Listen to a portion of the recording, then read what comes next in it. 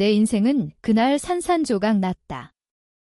남편이 회사 상사의 아들 때문에 나를 버렸고 그 자리에서 내 모든 노력이 무시당했다. 넌 이제 필요 없어. 더 젊고 유능한 사람이 있어. 그 말은 내 가슴을 칼로 베는 듯 했다. 나는 서울의 한 중견 기업에서 10년을 바쳤다. 마케팅 팀장으로 올라서기까지 야근과 희생이 일상이었다. 남편 준호는 같은 회사 영업부에서 일했다. 우리는 사내 연애로 결혼했고 서로의 성공을 응원했다. 적어도 나는 그렇게 믿었다. 하지만 그 믿음은 착각이었다. 상사인 부사장의 아들, 민준이 입사한 후 모든 게 변했다. 민준은 해외 유학파로 아버지의 백으로 곧바로 내 팀에 배치됐다. 그는 똑똑했지만 야심이 컸다.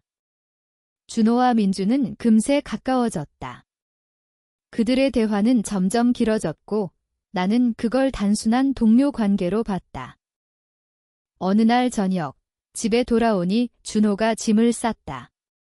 미안해, 혜진아.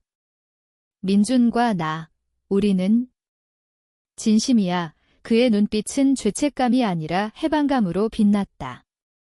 민준이 남자라는 사실조차 충격이었지만 더 아픈 건 그 배신의 깊이였다. 준호는 민준을 사랑하게 됐고 나를 버렸다. 회사에서는 소문이 돌았고 부사장은 아들의 취향을 보호하기 위해 나를 압박했다. 조용히 넘겨. 혜진 씨, 내 자리도 위태로워질 수 있어. 나는 그 자리에서 울지 않았다. 대신 이를 악물고 고개를 끄덕였다. 그날부터 나는 변했다. 매일 아침 거울을 보며 스스로를 설득했다. 살아야 해, 이 고통을 견뎌야 해. 하지만 속으로는 끌어올랐다. 왜 내가 희생자가 돼야 하지? 왜 그들은 행복하게 살고 나는 무너져야 하나? 나는 일기를 쓰기 시작했다. 매일 그들의 행동을 적었다. 준호의 새 사무실 배치, 민준의 승진 소문, 부사장의 은밀한 지시. 관찰은 내 유일한 무기였다. 나는 웃으며 인사했다. 축하해요. 민준 씨. 속으로는 그들의 약점을 찾고 있었다. 시간이 지나면서 나는 깨달았다. 인랭은 아무도 구하지 않는다. 오히려 그들을 더 대담하게 만든다. 준호가 이혼 서류를 보낼 때 나는 서명했다. 하지만 그 서류에 숨겨진 작은 실수를 이용했다. 법적으로 유리한 조항을 추가로 넣었다.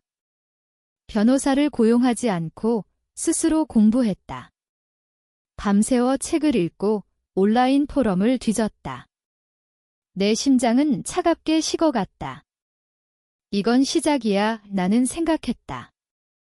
복수는 폭발이 아니라 서서히 쌓이는 눈덩이처럼. 회사에서 민준의 프로젝트를 도왔다. 일부러 그의 아이디어를 칭찬하며 가까워졌다. 민준 씨, 이 부분은 이렇게 수정하면 더 좋을 것 같아요. 그는 내 도움을 당연하게 받았다. 하지만 나는 그의 파일에 작은 오류를 심었다. 눈에 띄지 않을 만큼 미세한, 그러나 나중에 문제가 될 수 있는 실수. 부사장은 여전히 나를 경계했다. 혜진 씨, 이제 그만두는 게 어때? 보상금 줄게. 나는 미소 지었다. 아직 할 일이 많아요. 내 마음속 갈등은 컸다. 이게 정말 나야? 이렇게까지 해야 해. 밤에 잠이 오지 않았다. 준호의 옛사진을 보며 눈물이 흘렀다. 하지만 다음 날 아침 다시 일어났다. 복수는 나를 지탱하는 유일한 이유였다. 나는 민준의 사생활을 파헤치기 시작했다. 소셜미디어, 지인들. 그는 완벽해 보였지만 약점이 있었다. 해외 유학 시절의 스캔들, 아버지의 돈으로 무마된 사건. 나는 그 정보를 모았다. 아직 사용하지 않았다. 기다렸다. 타이밍이 중요했다. 어느 날 회사 파티에서 준호와 민준이 공개적으로 가까워지는 걸 봤다. 그들의 손이 스쳤다. 부사장이 웃으며 축하했다. 나는 멀리서 지켜봤다. 곧 너희 차례야의 내 입가에 미소가 번졌다. 하지만 그 미소 뒤에는 공허가 있었다. 나는 점점 인간성을 잃어가고 있었다. 친구들은 걱정했다. 혜진아, 그만해. 새 삶을 살아. 하지만 나는 들을 수 없었다. 복수는 이미 내 일부가 됐다. 나는 더 깊이 파고들었다. 관찰은 이제 습관이 됐다. 매일 출근길에 민준의 차를 따라다녔다. 아니, 정확히는 그의 일상을 추적했다. 그는 아침에 커피숍에 들렀고 점심은 준호와 함께했다. 그들의 대화는 웃음소리로 가득했다. 나는 멀리서 사진을 찍었다. 증거로. 하지만 아직 공개하지 않았다. 복수는 인내의 게임이었다. 회사에서 내 위치는 위태로웠다. 부사장이 나를 다른 부서로 이동시켰다. 혜진 씨, 이게 내게 좋을 거야. 하지만 그건 실수였다. 새 부서에서 나는 회사의 재무 기록에 접근할 수 있었다. 민준의 입사 과정에 이상한 점이 있었다. 아버지의 영향으로 채용된 건 알았지만 서류상 조작이 있었다. 자격 미달인데도 승진. 나는 그걸 복사했다. 안전한 곳에 숨겼다. 준호와의 만남은 피할 수 없었다.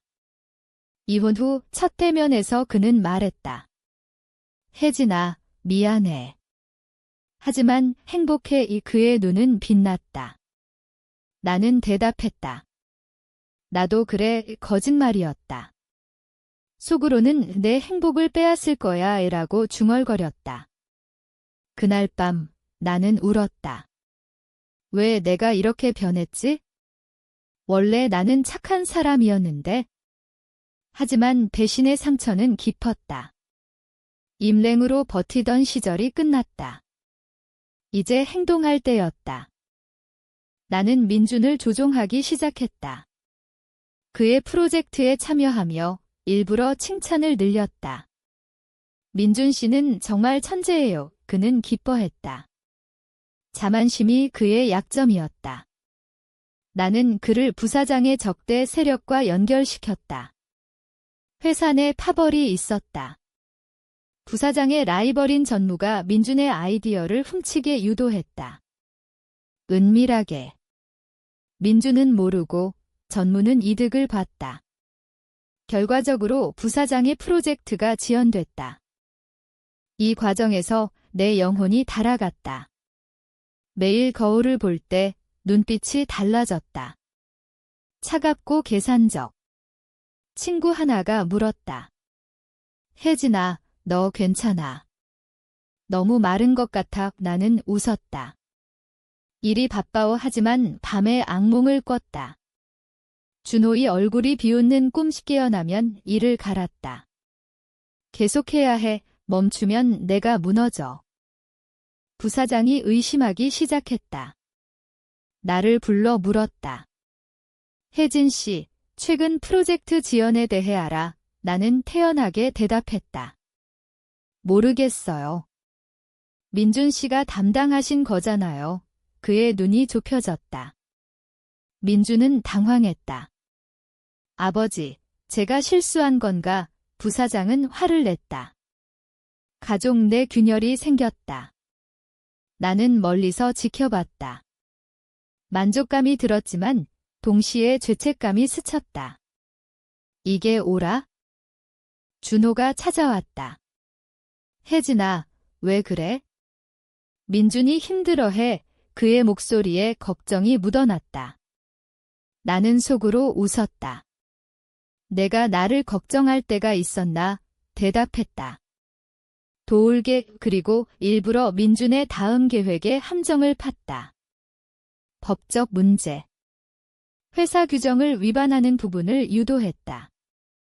그는 따랐다. 똑똑하지만 경험이 부족했다. 시간이 흘렀다. 내 복수는 점점 형태를 갖췄다. 하지만 가격은 컸다. 나는 잠을 잃었고 식욕이 사라졌다. 마음속에 어둠이 자리 잡았다. 이게 끝나면 나는 뭐가 될까? 라는 생각이 들었다. 하지만 멈출 수 없었다. 그들의 행복이 내 고통의 원천이었다. 회사 감사팀이 움직였다. 내 제보로. 익명으로 보낸 자료. 민준의 서류 조작이 드러났다. 부사장이 덮으려 했지만 전무가 개입했다. 스캔들이 커졌다. 민준은 충격받았다. 이게 어떻게? 준호는 그를 위로했다. 나는 지켜봤다. 아직 끝이 아니었다. 스캔들이 터지자 회사 분위기가 바뀌었다. 민준은 조사를 받았고 부사장은 압박을 느꼈다. 나는 표면상 중립을 지켰다. 민준 씨, 힘내세요. 하지만 속으로는 쾌감을 느꼈다. 그러나 그 쾌감은 짧았다. 밤에 후회가 밀려왔다. 내가 괴물이 됐어. 준호의 배신이 나를 이렇게 만들었다. 임랭은 더 이상 선택지가 아니었다.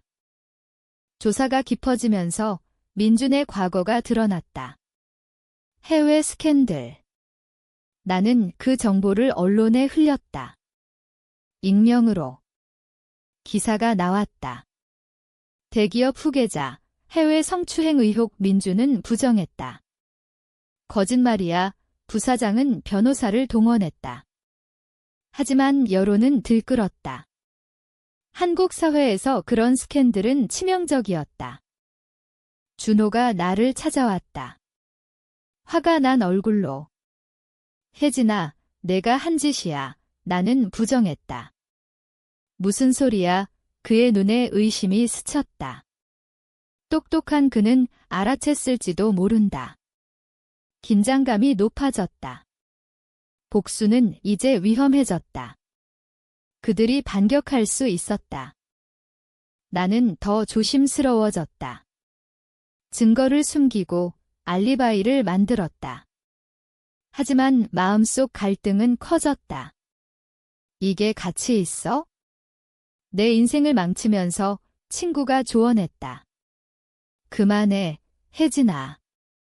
법정에서 끝내. 하지만 나는 들을 수 없었다. 법은 공정하지 않았다. 부사장의 힘으로 무마될 터였다. 민준이 무너지기 시작했다. 회사에서 물러났고 정신적으로 피폐해졌다. 준호는 그를 지켰다. 민준아, 같이 이겨내자. 그들의 관계가 더 단단해졌다. 아이러니했다. 내 복수가 그들을 더 가까워지게 만들었다. 나는 그걸 이용했다. 준호의 약점을 파헤쳤다. 그의 과거 불륜. 나와 결혼 전에도 있었다. 나는 그 증인을 찾았다. 어느 날 부사장이 나를 불렀다. 혜진 씨, 내가 한 짓 알아. 그만두고 사라져. 위협이었다. 나는 미소 지었다. 증거 있어요. 그는 화를 냈다. 하지만 나도 준비됐다. 그의 재무 비리를 알았다. 회사 돈을 아들 교육에 썼다. 나는 그걸 감사팀에 추가 제보했다. 스캔들이 커지자 회장이 개입했다. 회장은 부사장의 라이벌이었다. 그는 나를 불렀다. 혜진 씨, 내 노고를 알아. 도와줄게. 하지만 그의 눈빛은 계산적이었다. 그는 내 복수를 이용해 부사장을 몰아내려 했다. 나는 동의했다. 하지만 불안했다. 이제 나는 도구야? 민준과 준호의 관계가 흔들렸다. 여론 압박으로. 준호가 말했다. 민준아, 잠시 거리 두자. 민준은 절망했다. 나는 지켜봤다. 만족감과 함께 공허가 왔다. 내 심장은 이미 차가웠다. 조사가 끝나자 민주는 퇴사했다. 부사장은 강등됐다. 준호는 남았지만 상처받았다. 나는 승진했다. 회장의 은혜로. 하지만 밤에 생각했다. 이게 승리인가? 난 뭐가 됐지? 승진 후 나는 더 강해졌다. 하지만 그 힘은 독이었다. 매일 출근하며 준호를 봤다. 그의 눈빛은 원망으로 가득했다. 혜진아, 내가 행복해. 나는 대답하지 않았다. 속으로는 내가 나에게 물을 자격 없어. 복수는 이제 습관이 됐다. 회장이 나를 가까이 뒀다. 혜진 씨, 내 재능이 필요해. 그는 부사장의 자리를 노렸다. 나는 그의 계획에 동참했다. 민준의 완전한 몰락을 위해. 민준은 집에 틀어박혔다. 우울증 소문이 돌았다. 준호가 그를 돌봤다. 나는 그걸 이용해 준호의 과거를 폭로했다. 익명 게시판에. 게시물이 퍼지자 준호가 무너졌다. 이게 왜? 그는 나를 의심했다. 찾아와 소리쳤다. 내가 한 거지. 왜? 나는 차갑게 말했다. 증명해봐이. 그의 얼굴이 일그러졌다. 똑똑한 그는 반격을 준비했다. 내 과거를 파헤치기 시작했다. 긴장감이 절정에 달했다. 나는 방어했다. 증거를 지우고 지인을 동원했다. 하지만 피로가 쌓였다. 멈출까? 라는 생각이 스쳤다. 하지만 민준의 스캔들이 내 상처를 상기시켰다. 아니, 끝내야 해. 부사장이 반격했다. 나를 고소하려 했다. 명예훼손. 하지만 회장이 막았다. 그만의 권력 싸움이 됐다. 나는 그 틈에서 민준의 최종 약점을 쳤다. 그의 해외 기록을 공식 제보했다. 경찰이 움직였다. 민준이 체포됐다. 성추행 혐의 뉴스가 터졌다. 준호는 충격받았다. 민준아, 그는 병원에 입원했다.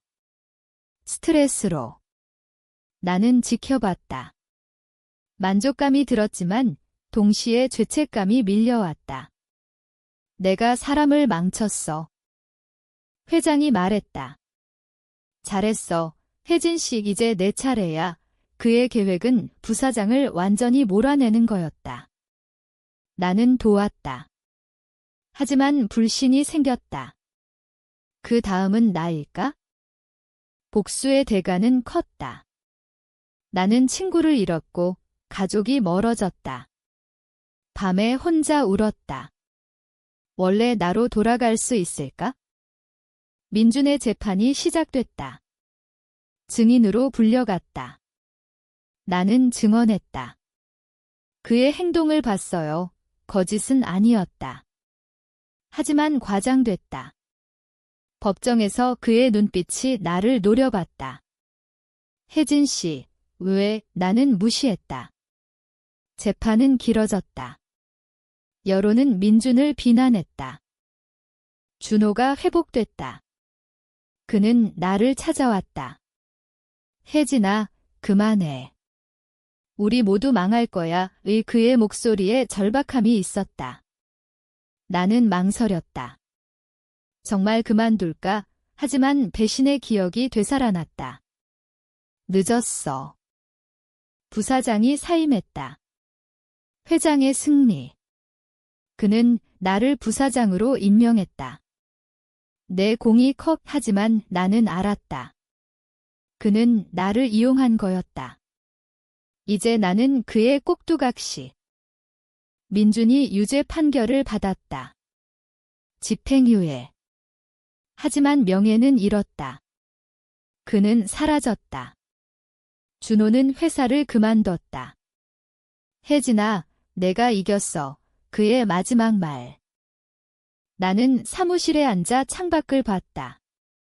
서울의 불빛이 차가웠다. 승리감은 없었다.